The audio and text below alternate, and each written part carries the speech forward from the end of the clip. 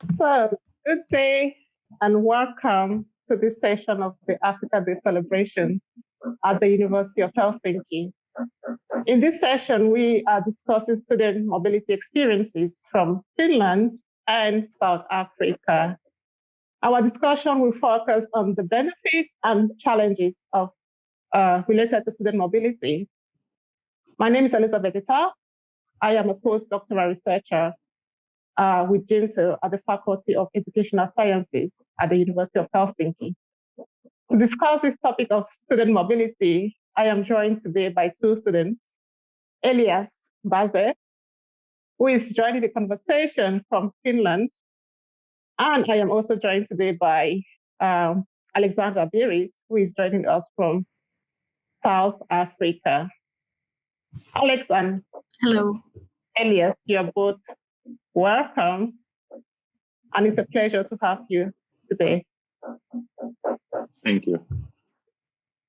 Thank you so much. It's exciting to participate. I'm excited. Let's start the conversation by you two introducing yourselves. So if you don't mind, please tell us, who are you, where are you from, and what do you do currently?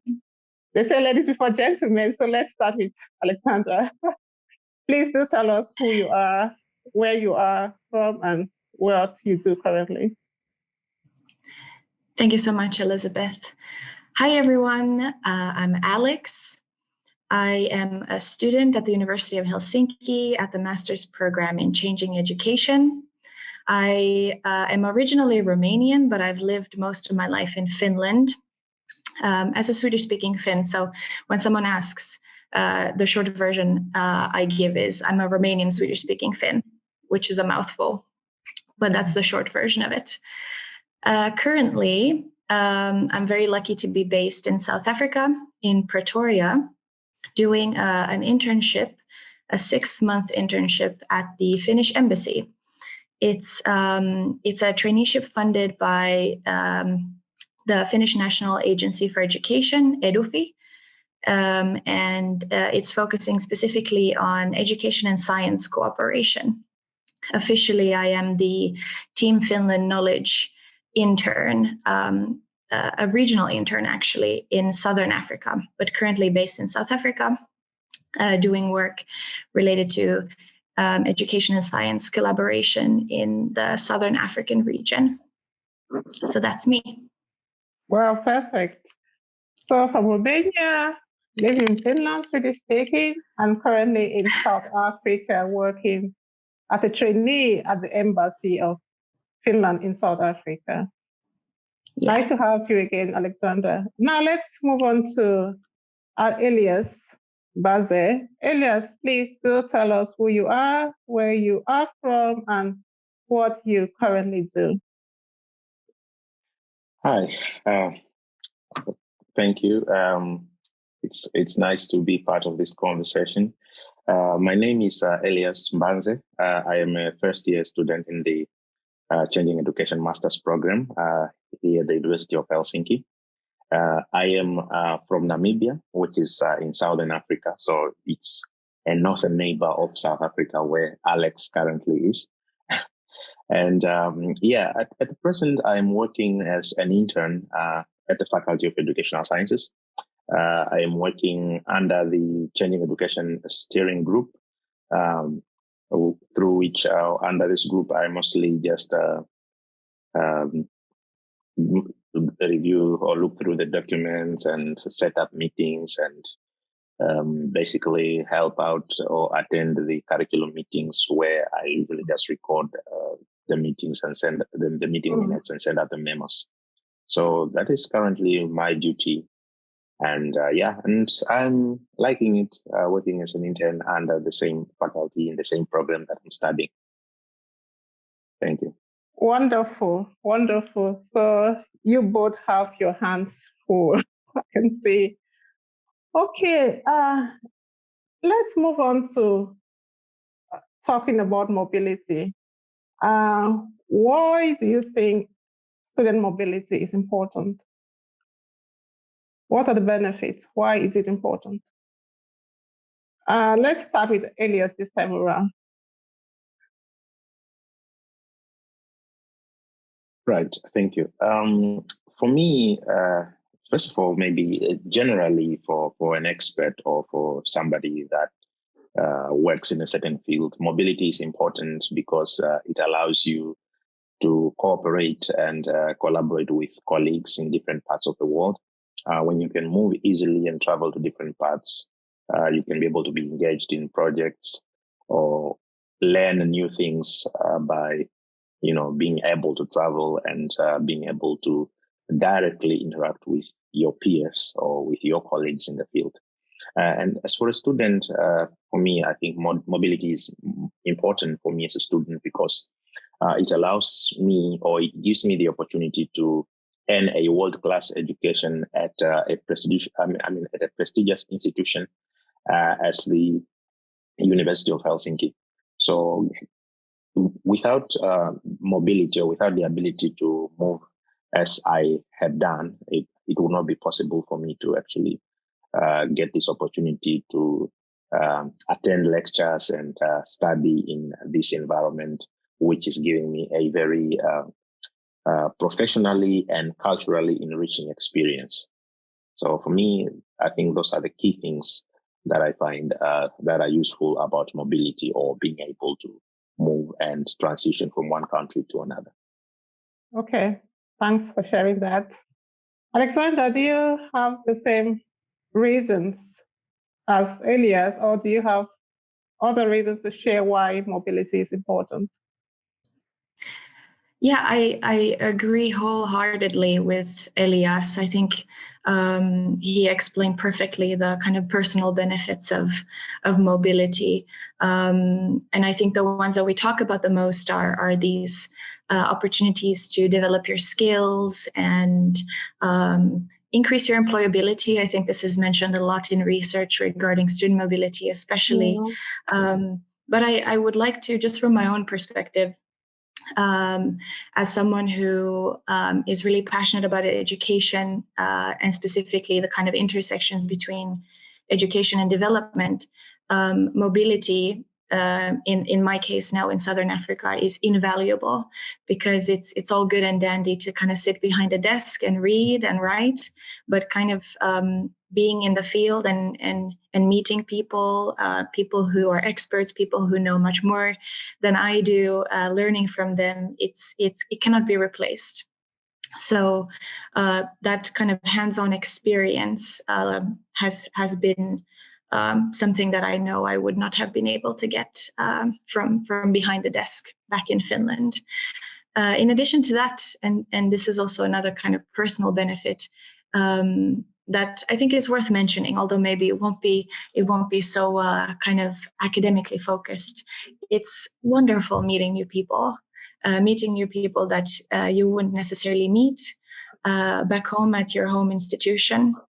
Traveling is amazing, and widening your perspectives, whether that is on your kind of topic of academic focus or your work, culturally, in any way, widening your kind of understanding of the world is something that goes hand in hand with mobility. And then I want to mention, and one thing that is really important that I could try to keep in mind as well. It's a real privilege to be able to do an exchange or do a traineeship abroad like myself, when you have the kind of supportive frameworks of being a student, the kind of financial benefits that come with that, and the supportive networks. Whether that is help with kind of paperwork and easing into things like applying for visas and all kinds of like bureaucratic things. Doing that as a student is really incredibly convenient. Yeah. Okay. Well, thanks to both of you. You've talked about personal growth. You talked about professional growth. You also talked about academic growth. And in addition to that, you mentioned the kind of structures that are needed to support student mobility, such as structures that are put in place by the institutions to support student mobility. So thank you very much for sharing that. We'll move now to another question. And now I would like to find out, what are some of the challenges as a mobile student, as someone who is moving from one country to another, from one institution to another, meeting new people in school, at work, in your everyday life? What are some of the challenges that you face? So let's start this time around with Alexandra, if you don't mind. There are challenges. There are challenges. I would be lying if I said that it's all kind of a dance on roses. Again, from my personal perspective, having lived most of my life in Finland and having gotten used to a lot of different freedoms when it comes to movement, for example, the security concerns that I was informed of course, also by the embassy before I came here, and now also getting to experience them firsthand, is something that I've had a hard time getting used to. This is something that I think is worth keeping in mind, in addition to, of course, like culture shocks and things like that. But the bottom line is life is slightly different, and requires you to be adaptable. So, for example, not being able to really walk around in the city and not being able to take public transport, and having to move mostly by car.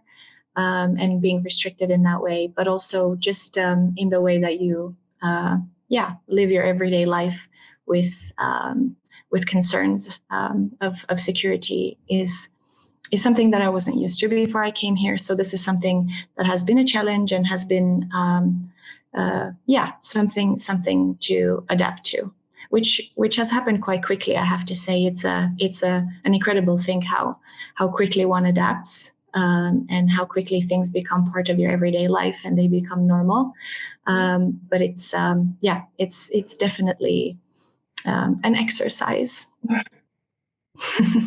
Okay. All right. But let me have a follow-up on that. You talked about cultural shock. You also mentioned security concerns. I was wondering, do you mind unpacking that a little bit? Like, when you talk about cultural shock, for example, what are you referring to? What are the things that came out of, got you really surprised there? Yeah, I'm happy to.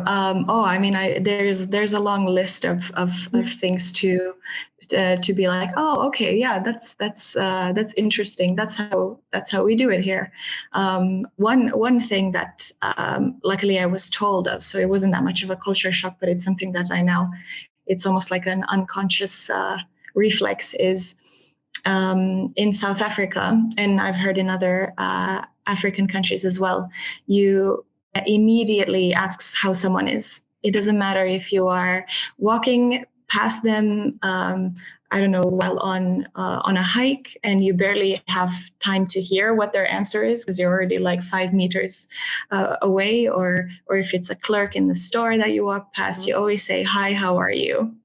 And I think for me, it's been really fun to see how quickly that has become part of my everyday language, to the point where I call my family back home and I ask them when I answer the phone immediately, "Hi, how are you?"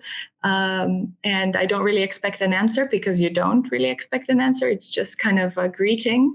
And that I've had to adapt to as well, to not answer how I am, but just say, "Fine, how are you?" So this has been kind of like a funny thing that I've realized actually has very quickly become part of how I relate to other people here as well. But there is definitely a long list of things. Okay, so I guess at some point maybe some other students who might be going for one of these trips would contact you and find out more information from you if they're interested. Yeah, so let's move on now to Elias. Elias, do you mind sharing some of the challenges you've encountered as a student on mobility in Finland? Yes.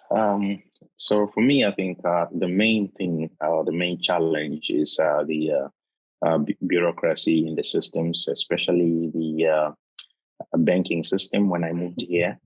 And, you have to open a bank account. And that was a little bit of a challenge because I opened an account, but then you don't get, for example, you don't get a card. And that time I did not have my address registered in the system yet. So I think the most challenging part about Finland is how all of these are like the online and the public service system, they are all connected. So like if you want to book, for example, if you want to book a doctor's appointment, you have to log in with your bank identification. Now, I don't have the bank code, so that makes it hard because now I cannot do all of this. So for me, I think that was one of the biggest challenges I encountered in Finland. And also, it was kind of surprising that the administration matters took longer than I had expected them to take. So sometimes you have to call and ask, okay, what is happening with this particular aspect, especially given that I am a student on a scholarship, and when you move to a new country, you need funds and all that, and then the scholarship takes like longer for you to actually get those funds that you were supposed to get. So there were those challenges that I encountered at the beginning. And I think also maybe the other thing I would say culture shock, but it's not really much of a culture shock because I know about Finland. I've experienced it before, so so it wasn't really much of a shock. But it's that readjusting again, or for somebody that is new coming here, adjusting to Finland and the society, the way things are. That is one of also the biggest challenge. And adjusting to the climate, especially. You are used to, especially someone from Africa, you're used to sun all day. And then you come here and during winter, you only get 2 hours of sun and then that's it. You are in the dark, it's cold and snowy. Or during summertime, 20 hours of sun or so. So that's something that you have to get to adapt and adjust yourself to. Yeah, so I think for me, those are mainly the challenges that some of the challenges that I can say I experienced myself. Okay. And now you mentioned that the cultural shock wasn't like the way Alexandra explained, because this is her first time being in South Africa, but then you have been in Finland before. Do you mind sharing a little bit about your trip before to Finland, before you came for your master's studies? Yeah, during, or actually that was during my bachelor's. When I did my bachelor's, I did it through one of the educational export programs that the universities in Finland, I think, are currently doing. For example, the University of Turku at the time, they had a program that was funded by the Namibian Ministry of Education in Namibia. So they enrolled they took like Namibian students to come and study here. And I studied here for 2 years. And in that period that I studied here for 2 years, because the third year of the bachelor's was to be done remotely through e-learning and so on. And also some practice that we have to do back in Namibia. So during those 2 years that I lived here, I got to experience a lot about Finnish culture. And I learned, so some of the things that I saw when I came down for my master's, they were not really a culture shock.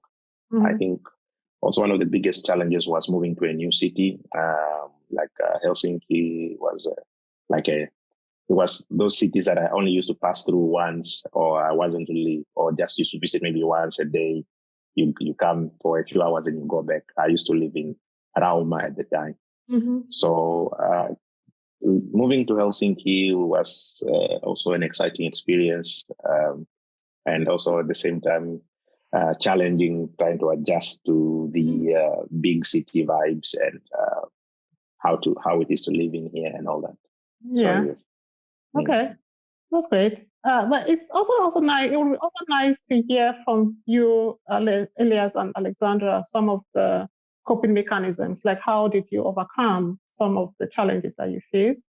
If you don't mind, if you can just share, for example, you talked about online public system.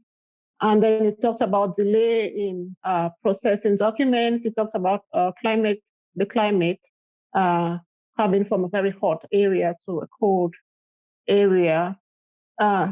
If you could choose any of those points that you mentioned and tell us how you managed to overcome some of those challenges. Yeah, for me, the administration part, I think the best thing that I think one can do is constantly staying in contact with the people concerned. For example, in this case, if there's a slowness in processing your documents, you should contact the office concerned. You can contact them by email, or if you can call, you can also do that. But one thing about like how things work here is it's really important that you communicate, because if you don't communicate, people think you are fine, everything is well. So you have to communicate and tell people, okay, no, this is not working. This is not how it should be, or I was supposed to get this, but I have not gotten it yet. What's happening? And then they can let you know of the progress. If you keep quiet, they'll also be quiet on their side, thinking that, he's fine or she is fine, whatever. Yeah, so I think keeping up communication is one important aspect, and so that's for the bureaucracy. And for the health aspect, or like booking, online health services, if you cannot go through the online login system where you have to identify yourself, then again calling them is the only way. So like when you need a doctor appointment, you just have to call and tell them, no, I need an appointment for this period, and they can book one for you. So that's one way. Okay. Yeah, and finally, for the climatic aspect, really, it comes to first clothing. You really need to be able to make sure you have warm clothes. You can buy, there are lots of places where you can buy warm clothing. You can buy also from there's so many second-hand stores here that sell good coats that are in good condition that you can buy. And make sure that you are warmly dressed all the time. As they say, previously when I was here in Finland, I was told that there is no such thing as bad weather in Finland. There is only bad clothes. So make sure you have the right clothes. Yes. Perfect. Elizabeth, can I also just jump in actually and bounce off of what Elias said? Please do. I was going to come back to you to talk about something here. So please. Yeah.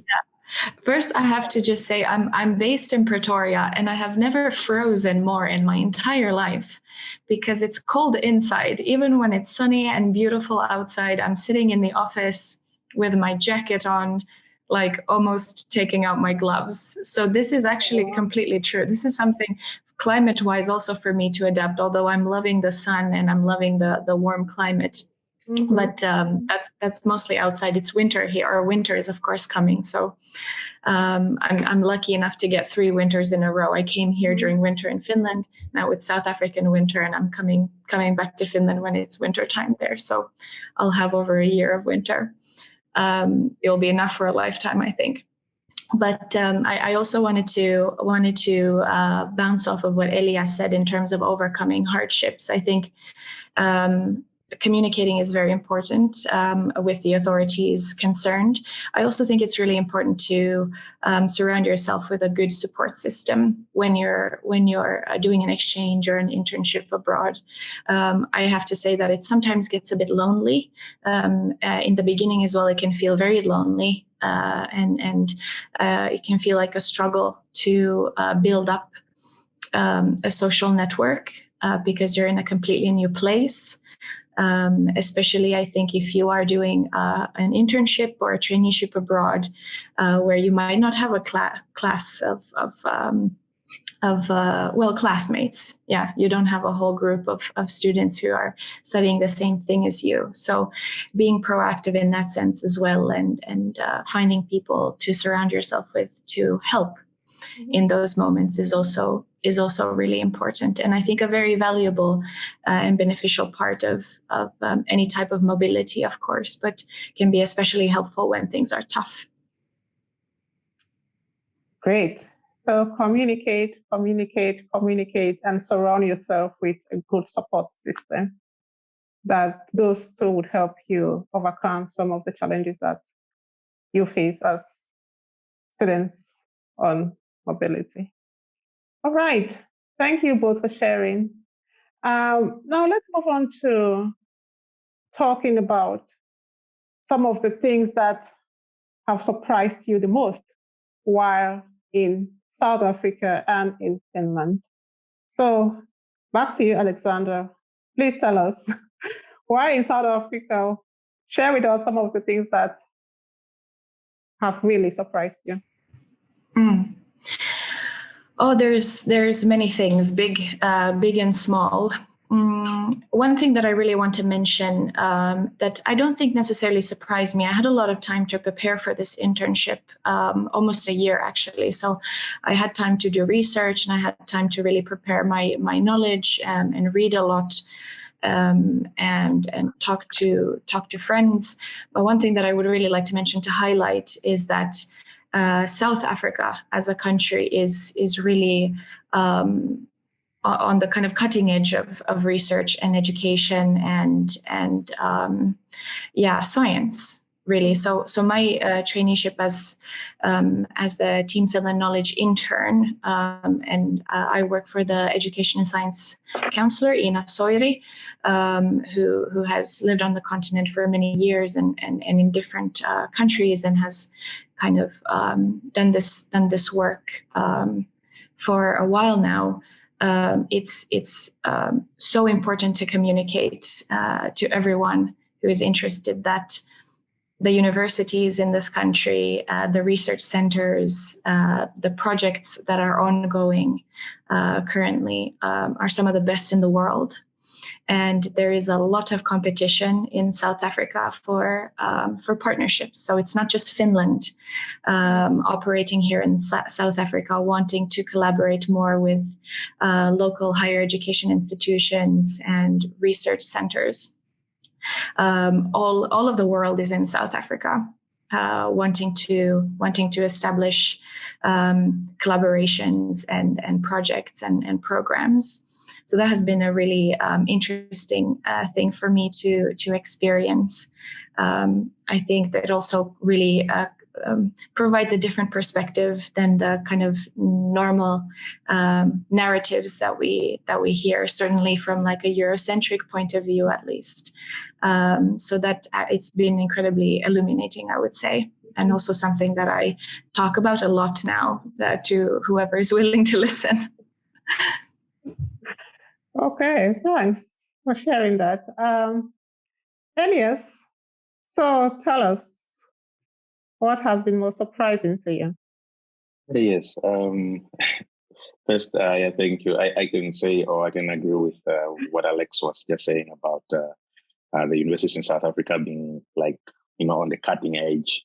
They actually, for example, the University of Cape Town and the University of Stellenbosch, those are some of the great, they actually ranked, highly ranked in the world. So they are like top universities. So I can actually agree with that.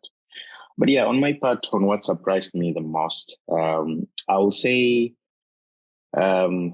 maybe just generally the culture of the place. But I think those are really small things. I've already mentioned so much about how the culture can be surprising to a foreigner. So, for example, again, it comes down to the thing of, in Africa, you just greet a person, you walk by the road and say, how are you? And, that's fine. But that's not something that you do here. If you do that, people will think either you are drunk or you're mentally unstable. That's what people will think. So that's one thing. But I think in terms of academics, what surprised me the most is the relaxed nature of the professors and the teachers, and the fact that there is no hierarchies here. Like now, I work in a group with all the people, professors and masters, and and I'm just a student, but I never get to feel. I don't feel that small. Like you don't feel like you are. People don't make you feel that you are beneath them. Kind of. There's this accepting nature, and there is this.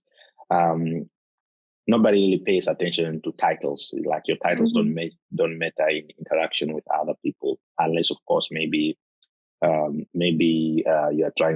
you're at a research conference or something and you're trying to say what your credentials are. That's maybe the only time where it matters. But in daily interactions with your co-workers or with people or with your teachers, titles don't really matter that much, and they're very relaxed how they approach teaching and learning, and they give you ample time if you're having trouble maybe submitting some assignment or so, maybe because of time. They give you that ample time. They give you the possibility for you to actually do it well so you can submit when you're ready. And I really found that surprising, especially having the experience with the African education system is everything must be tight. The deadlines are tight, and we are really so much, we believe so much in exams. Like in Africa, we believe so much in exams, like there's an exam period and all that. But here, like in the master's program, exams are not really a big thing. Most of the assignments are graded based on like written assignment or written work that you have to produce. So that's, for me, that was a good surprise, I must say, because you don't have to spend hours studying for exams. You just have to find a topic and write about it, or they will give you whatever topic, and you just have to dissect the literature and write based on that. So I think for me, that has been a good surprise so far. Yeah. I guess you both are just adding to the benefits of mobility. So in addition to the things that you said already, the surprises are also part of the benefits of mobility. So when you move around, you learn a lot from other cultures, from people in those different cultures and all of that. So yeah, thank you. I guess we don't have much time anymore, so we'll go. Maybe we should end here. But before we go, do you have any last words you would like to share with students who may be coming from Africa to Finland, or for students who might be leaving Finland to visit any of the institutions in Africa? What should they know? What would be your takeaway to them? Elias, you're on, so let's continue with you. So last words. Okay, thank you.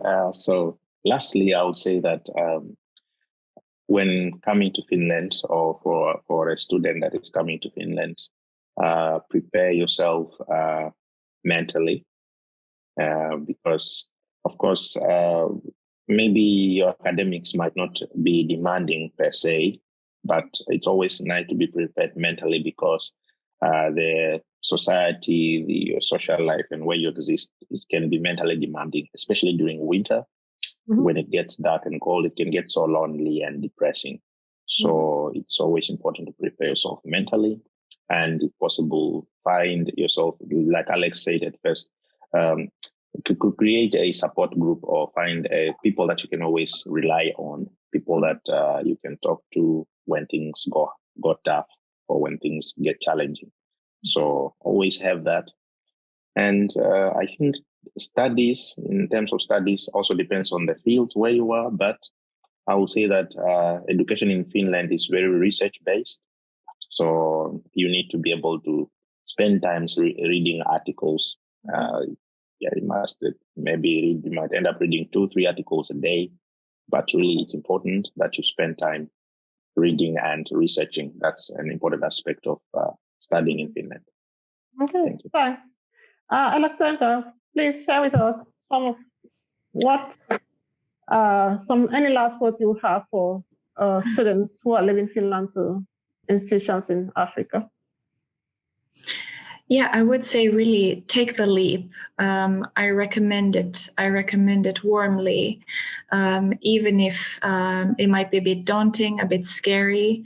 There might be obstacles. I think it's such an incredible opportunity to learn and to grow. And at the same time, with all these positive things that we have mentioned, Elias and I, and all the benefits that we have talked about, I would also say expect challenges. and expect hardships, but to keep in mind that they are part of this experience and they all contribute to your own personal development and growth. And then I would just like to finish with reiterating again that it's an amazing privilege, especially as a Finnish student coming to South Africa on a funded traineeship.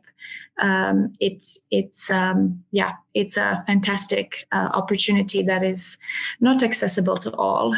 So I would say to those who have the same opportunity as I have had, to make the most of it and make sure to experience it to the fullest, and also keep that in mind. Now that we're living in an increasingly globalized world, that issues of equality and equity also involved in mobility are very important to keep in mind and work towards increasing accessibility to these opportunities. Thank you. Thank you, Alexandra. Thank you, Elias, for sharing your student mobility experiences with us. It's been insightful, it's been informative, it's been inspiring. And I do hope that other students who plan maybe to leave Finland to go to Africa, or will plan to leave from an African country to come to Finland, will find this as inspiring and informative as I have. So on behalf of GINTL, on behalf of the Faculty of Educational Sciences at the University of Helsinki, I want to wish you both the best with your traineeship, with your studies. And bye for now. See you again some other time, and enjoy the rest of the day. Thank you. Yeah. Thank you so much, everyone. Thank you. Have a nice day.